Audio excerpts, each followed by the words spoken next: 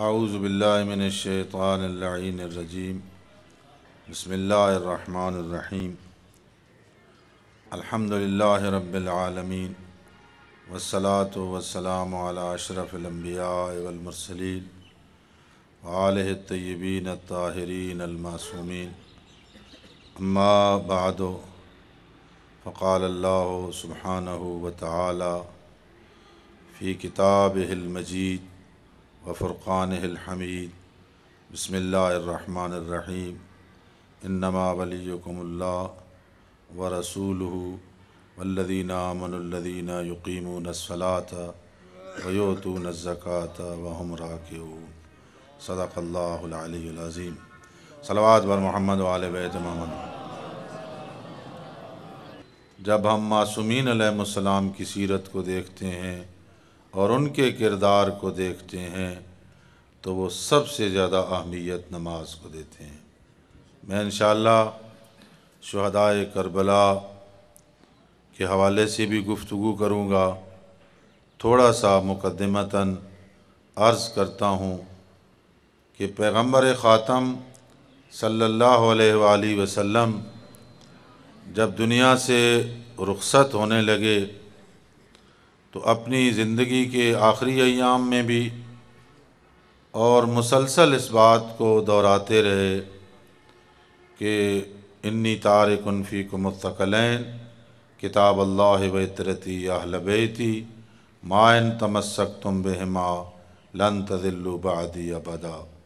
میں جا رہا ہوں اور تم میں قرآن اور اہل بیت چھوڑے جا رہا ہوں، اگر تم ان دونوں کے ساتھ متمسک رہے، قرآن اور اہل بیت کے ساتھ، تو کبھی گمراہ نہیں ہوگے۔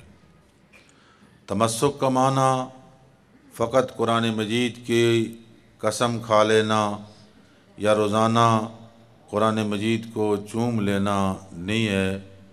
تمسک کا معنی یہ ہے کہ قرآنی احکام جو ہماری زندگیوں کے لیے وضع کیے گئے ہیں ان پہ عمل کرنا، اور معصومین علیہ السلام کی ولایت کے ماننے کا معنی یہ ہے، اور ان کے ساتھ تمسک کا معنی یہ ہے کہ ان کی حکومت کو اپنے اوپر تسلیم کرنا، وہ جو فرمائیں اس کو بجا لانا اور جس سے روکیں اس سے رک جانا، یہ تمسک کا معنی ہے۔ آئیے قرآن کی نظر میں دیکھتے ہیں کہ قرآن نے نماز کو کتنی اہمیت دی ہے۔ قرآن مجید میں 200 سے زائد مقامات پر نماز کا تذکرہ آیا ہے۔ لفظ عبادت بھی قرآن مجید میں 200 مرتبہ قرآن مجید میں آیا ہے۔ 92 موقعوں پہ یا 92 آیات میں جنت کو مشروط کیا گیا ہے ایمان اور عمل صالح کے ساتھ۔ ظاہر ہے جب عمل صالح کا تذکرہ آئے گا تو پہلے نمبر پر نماز ہوگی۔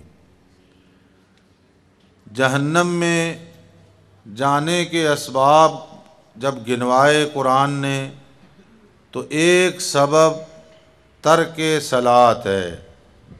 فرمایا جنتی جہنمیوں سے پوچھیں گے ما سلککم فی السقر، تمہیں جہنم میں کیوں ڈالا گیا؟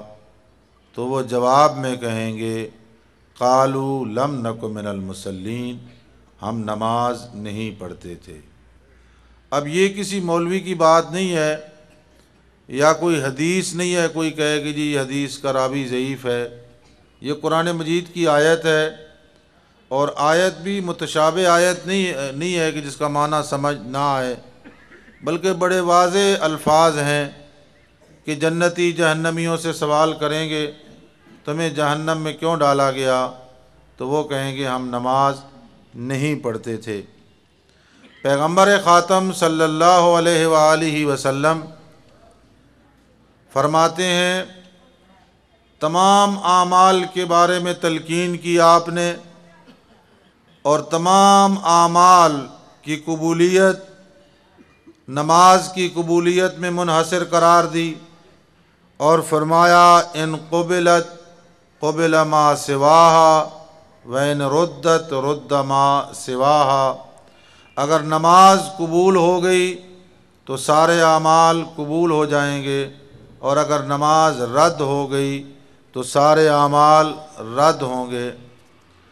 اور فرماتے ہیں سب سے پہلے قیامت کے دن جس عمل کا حساب ہوگا وہ حساب نماز کا ہوگا۔ ہر فریضے کا شریعت میں بدل موجود ہے۔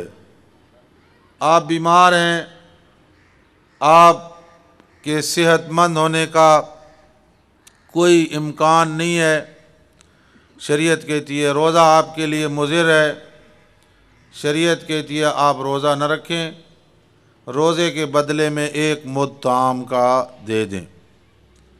حج آپ پہ واجب ہے، آپ وہاں استطاعت نہیں رکھتے جانے کی، سفر کے قابل نہیں ہیں، شریعت کہتی ہے اپنا کوئی نائب بھیج دو، اس کا بدل موجود ہے۔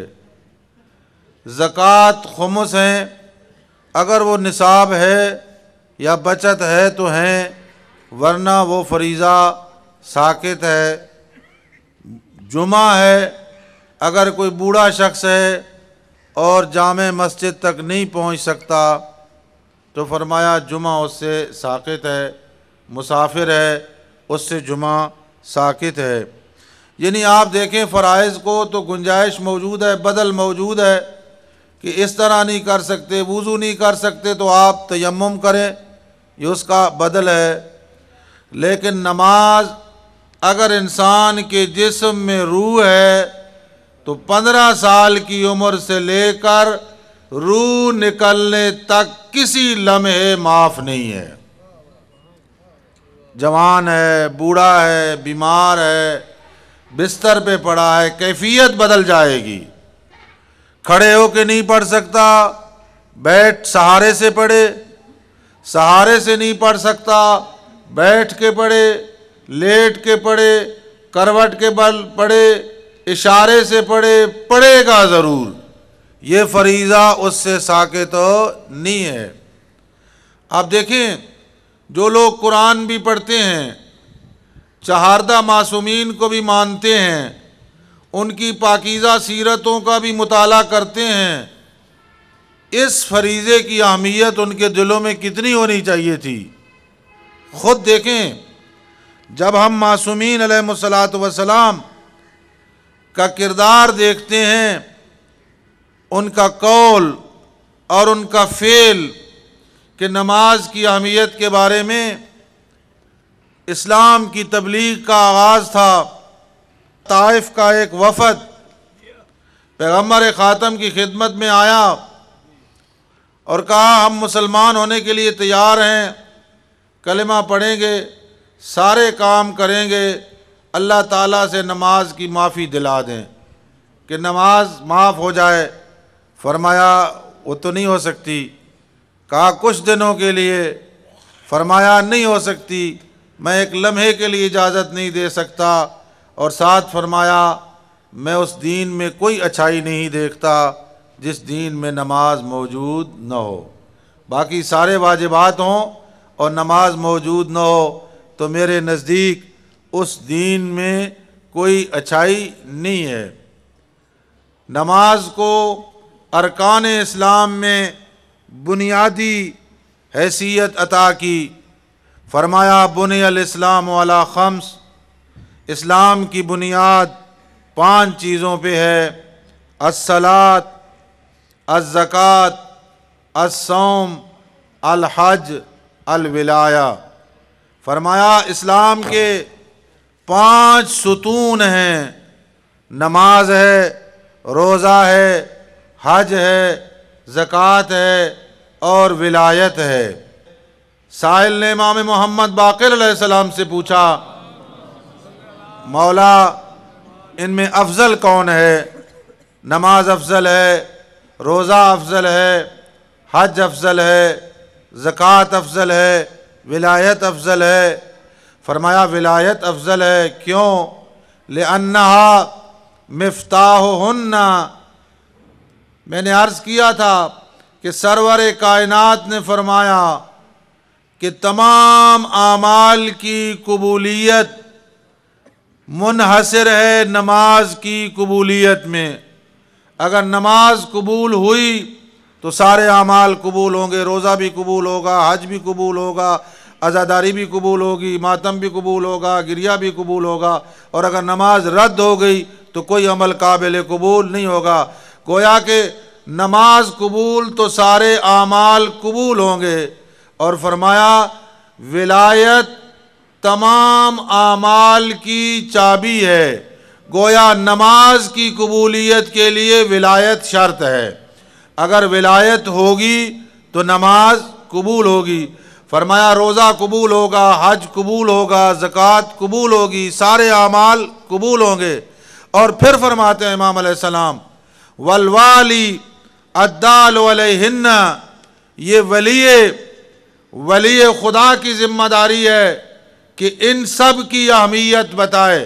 نماز کی کیا اہمیت ہے، روزے کی کیا اہمیت ہے، حج کی کیا اہمیت ہے، اور زکوٰۃ کی کیا اہمیت ہے۔ میرا خیال ہے جتنا اولیاء خدا جن کی طرف ہم منسوب ہیں، جتنی نماز کی اہمیت انہوں نے بتائی ہے، اتنی نماز کی اہمیت کسی نے نہیں بتائی۔ اگر ان کے کردار کو دیکھیں، اگر ان کی سیرت کو دیکھیں، انہوں نے کس طریقے پر، آپ دیکھیں پیغمبر خاتم صلی اللہ علیہ وآلہ وسلم کی ذات مقدسہ کو، کہ حضور نبی اکرم صلی اللہ علیہ وآلہ وسلم جو ساری کائنات میں افضل ہیں، جو معرفت کے اعلیٰ ترین مقام پہ فائز ہیں، اتنی خالق اکبر کی عبادت کی کہ خالق اکبر کو اپنے حبیب کو عبادت کے کم کرنے کا حکم دینا پڑا۔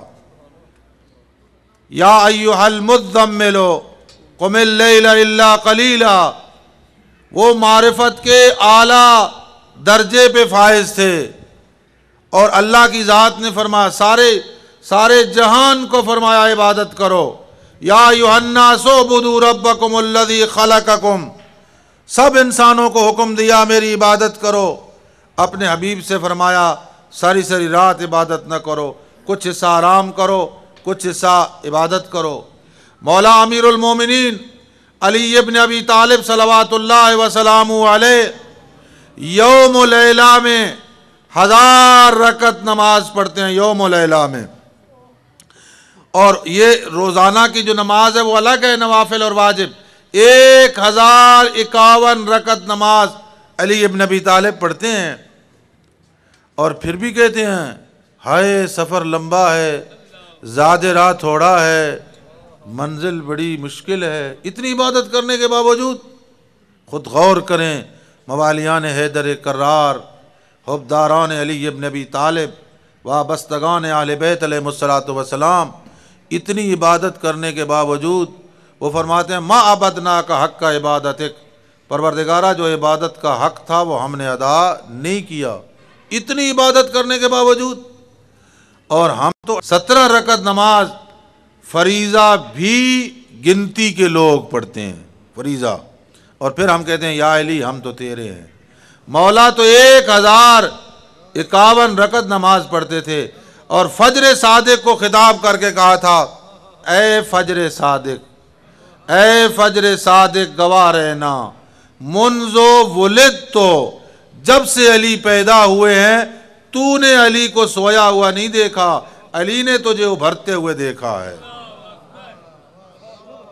اس مولا علی کے ماننے والے سورج طلوع ہو جائے سوئے رہے، ان کو پتہ ہی نہ ہو کہ نماز فجر کا ٹائم کیا ہے، نماز شب کا ٹائم کیا ہے۔ پیغمبر خاتم دنیا سے رخصت ہوں تو وصیت کریں مولا علی ابن ابی طالب کو، یا علی علیک بصلاۃ اللیل، علیک بصلاۃ اللیل، علیک بصلاۃ اللیل، اے علی تیرے لیے نماز تہجد ضروری، تیرے لیے نماز تہجد ضروری، تیرے لیے نماز تہجد ضروری۔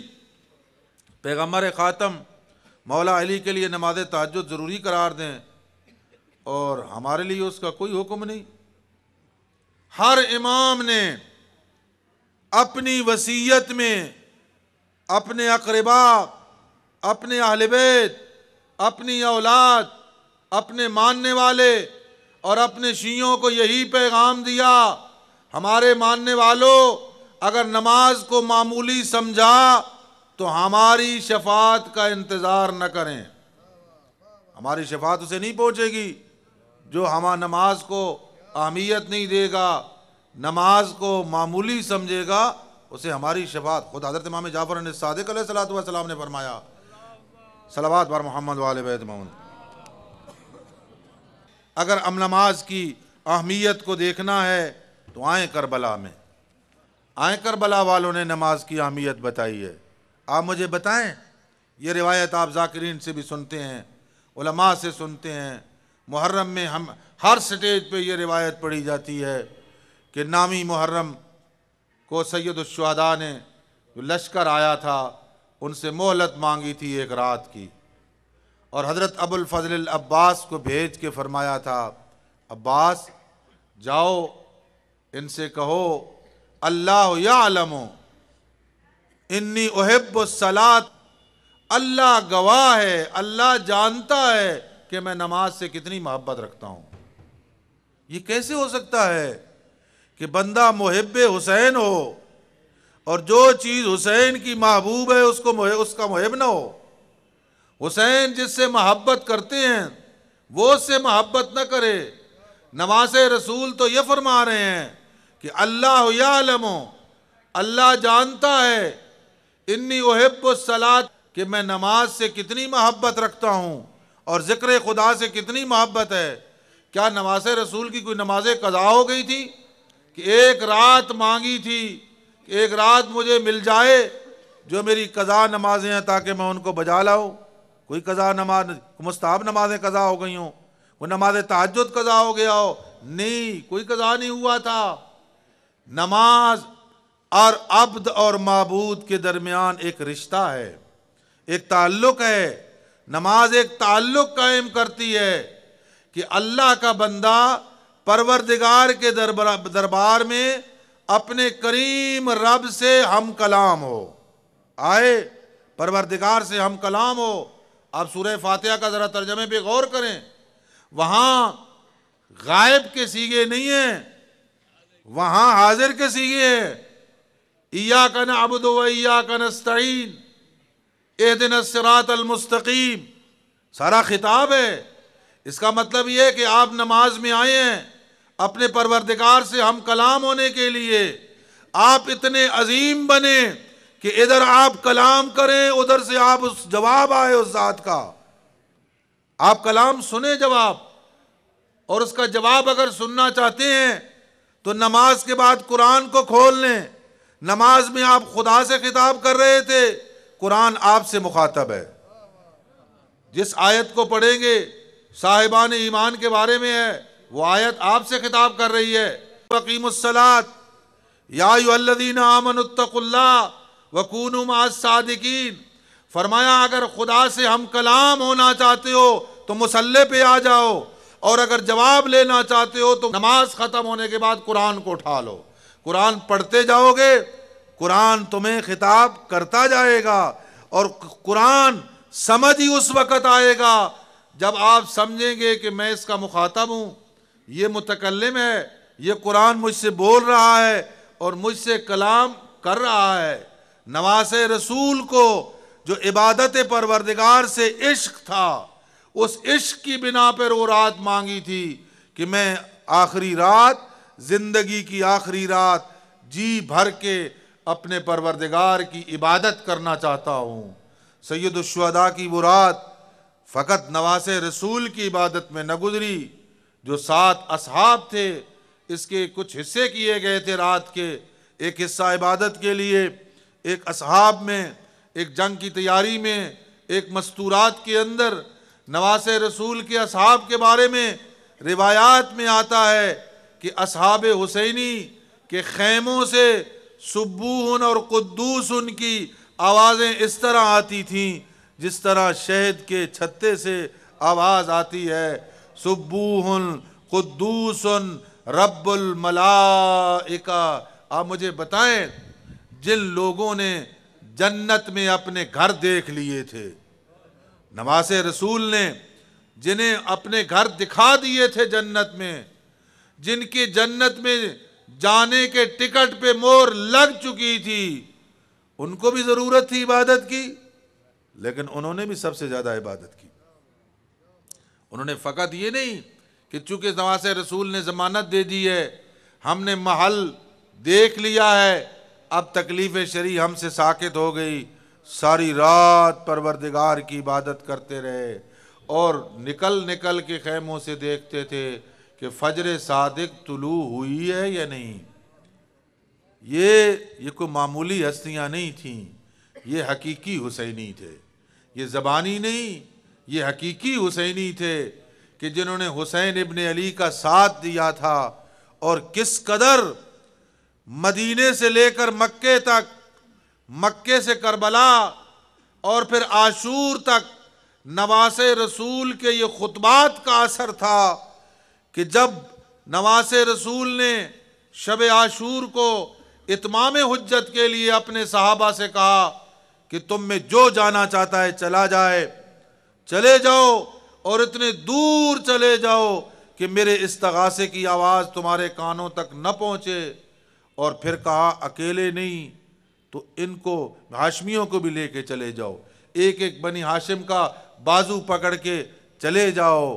تو حالت کیا تھی، عالم کیا تھا، ایک ایک کھڑے ہو کے کہہ رہا تھا مولا آپ کے قدموں سے جدا ہو جائیں، آپ کے قدموں سے دور ہو جائیں، اور ڈر کی وجہ سے کہ موت آنے والی ہے، مولا ایک مرتبہ نہیں 70 مرتبہ ہمیں قتل کیا جائے پھر ہمیں اٹھایا جائے، نواز رسول تیرے قدموں سے جدا نہیں ہوں گے۔ ایک صحابی نے کہا اگر مجھے 1000 مرتبہ قتل کیا جائے اور پھر اٹھایا جائے تو بھی میں ساتھ دوں گا، میں آپ کو چھوڑ کے نہیں جاؤں گا۔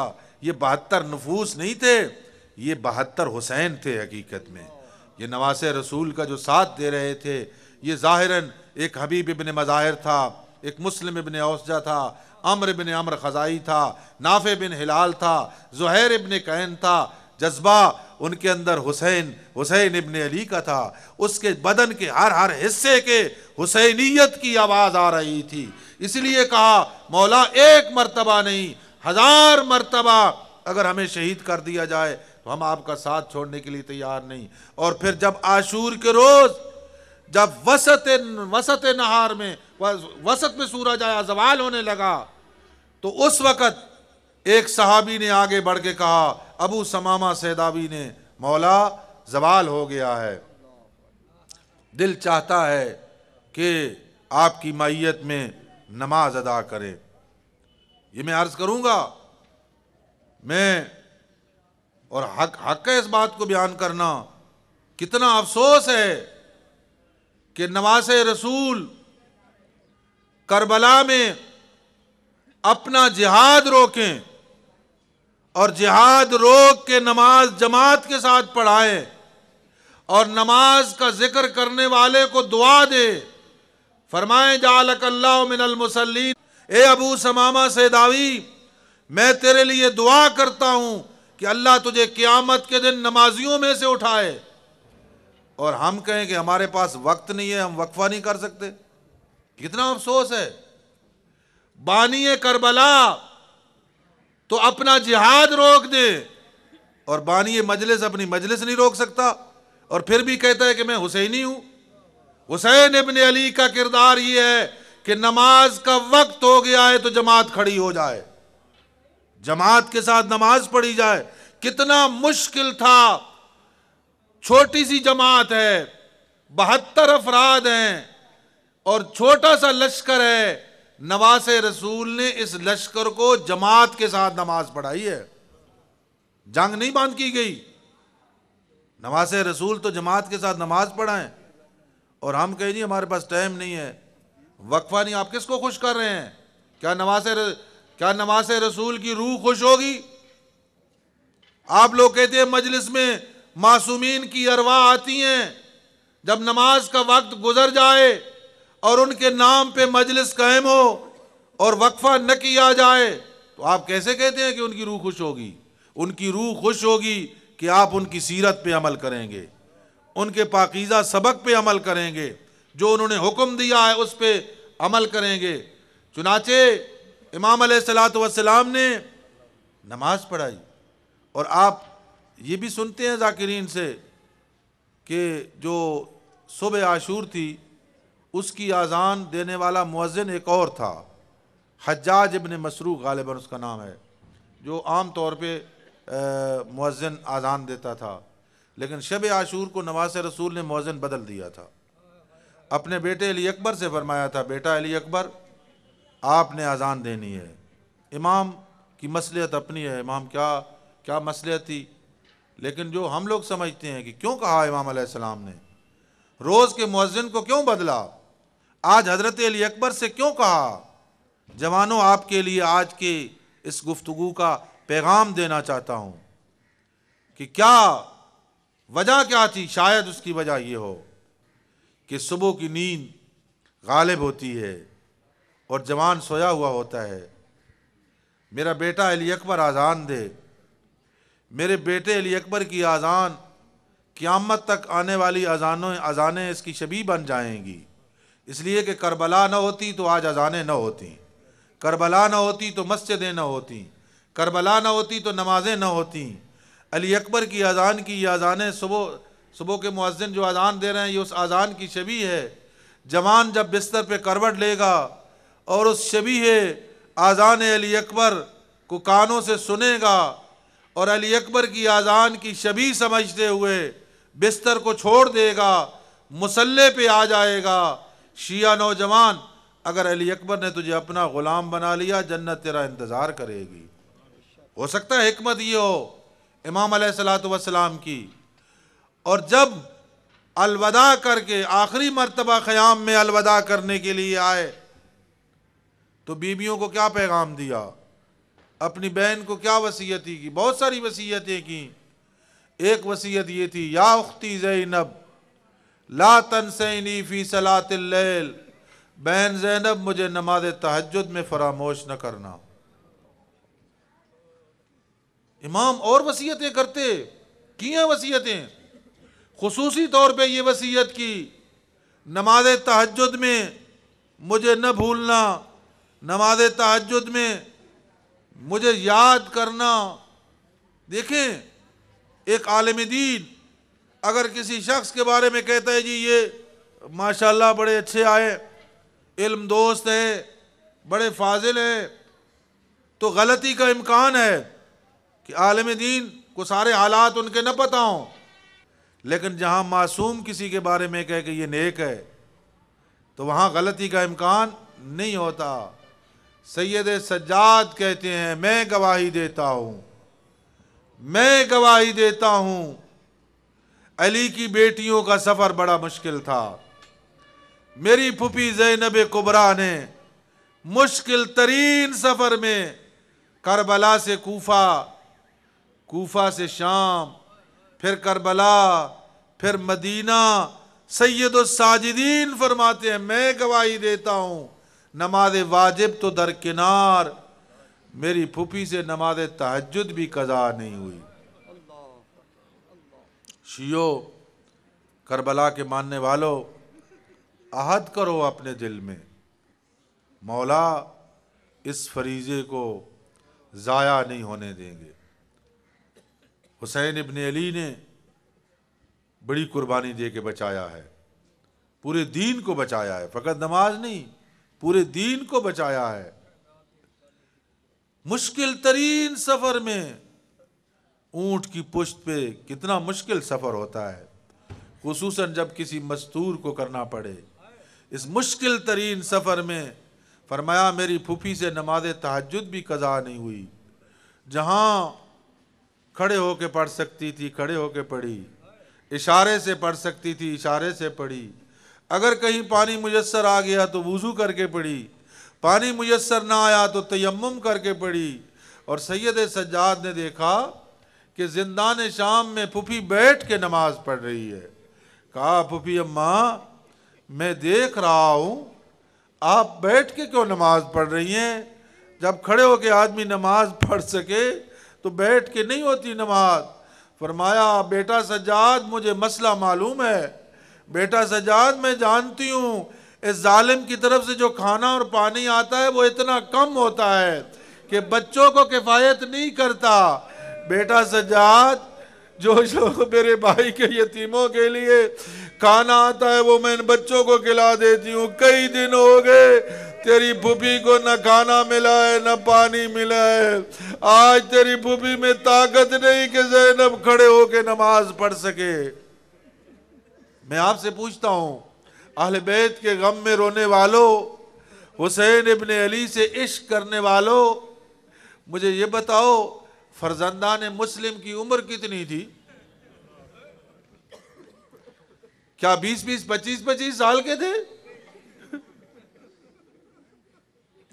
8 اور 9 سال کے شہزادے تھے نا؟ جب حارث ملعون ان شہزادوں کو پشت کے پیچھے بازو باندھ کے لے کے آیا تھا اور نہر کے کنارے وہ قتل کرنا چاہتا تھا، جو شہزادوں نے چند سوال کیے تھے۔ ایک سوال یہ تھا ہمیں قتل نہ کر، ہمیں جا کے بازار میں غلام بنا کے بیچ دے۔ ہم وہاں نہیں بولیں گے، ہم نہیں کہیں گے کہ ہم غلام نہیں ہیں۔ کہا نہیں میں نے تمہارے سر لے جانے ہیں۔ کہا اچھا زندہ ابن زیاد کے پاس لے جاؤ۔ کہا نہیں میں تمہارے سر لے کے جاؤں گا۔ شہزادوں نے کہا تیری چھوٹی چھوٹی اولاد نہیں ہے کیا؟ ہماری کم سنی پہ تجھے کوئی رام نہیں آتا؟ اس نے کہا مجھے کوئی رام نہیں آتا۔ شہزادوں کو یقین ہو گیا یہ ظالم ہمیں قتل کرے گا۔ اس وقت کہا چھوٹے چھوٹے ہاتھ شہزادوں کے، کہا پھر ہمیں چھوڑ دے 2 رکعت نماز پڑھنے دے۔ جوانوں یہ سبق ہے فرزندان مسلم کا، 2 رکعت نماز ہمیں پڑھنے دے تاکہ ہم اللہ کے حضور چھوٹے چھوٹے شہزادے ہیں، نہر فرات کا پانی بہ رہا ہے، اپنی آستینیں بلند کی ہوگی، چھوٹے چھوٹے ہاتھ پانی میں داخل کیے ہوگے، چھوٹے شہزادوں نے وضو کیا، وضو کرنے کے بعد مصلی پہ کھڑے ہو گئے، پتہ ہے چند سیکنڈوں کے بعد ہماری شہادت ہونے والی ہے، لیکن کتنی عظمت ہے پروردگار کی ان شہزادوں کے دلوں میں کہ مصلی پہ کھڑے ہو کے کہہ رہے اللہ اکبر، پروردگارہ چند منٹوں کے بعد ہماری شہادت ہونے والی ہے لیکن تیرے ذکر کو ہم نہیں بھولے۔ دوستو کربلا والوں کا پیغام یہ ہے کہ کبھی بھی ہماری سیرت کو نہ بھولنا، ہمیں یاد رکھنا، ہمارے کردار کو یاد رکھنا، کربلا کے پیغام کو یاد رکھنا۔ کربلا والوں کا پیغام یہ ہے کہ جب نماز کا وقت ہو جائے، جہاں ہو جائے، فوراً اس فریضے کو ادا کیا جائے۔ وآخر دعوانا ان الحمدللہ رب العالمین وصلی اللہ علی محمد وآلہ الطیبین الطاہرین۔